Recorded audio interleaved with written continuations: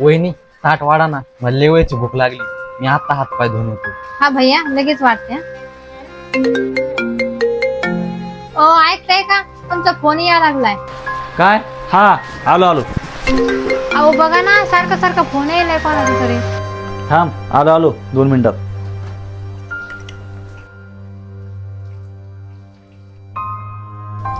अहो ते कोण आहे, ते किती परेशान होत आहे. तुम्ही फोन कोण नाही घेईना. बस आलोच.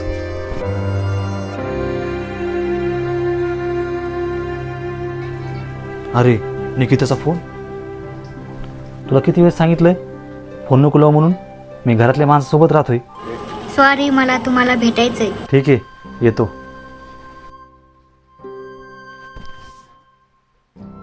मी चाललो. दमानं जा आणि जेवण टायमाला करा. आणि हा, तुमच्या बॅगमध्ये गोळ्या औषध ठेवल्यात, टायमाला खा. आणि हा, विचारणार नाही कुठं चाललं म्हणून? याच्यात विचारायचं काय, तुम्ही ऑफिसला तर चालले ना.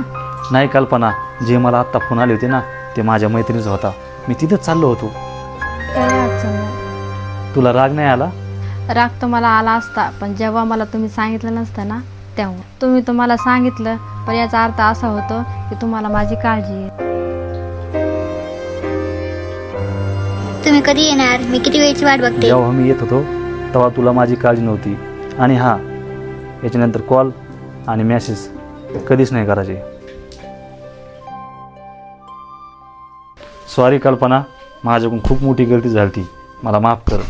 काही अडचण नाही, गलती तर कोणाकडून बी होती. आणि हा, गलतीला जर विसरून पुढे गेलं ना, तर त्यालाच खरं प्रेम मानतात.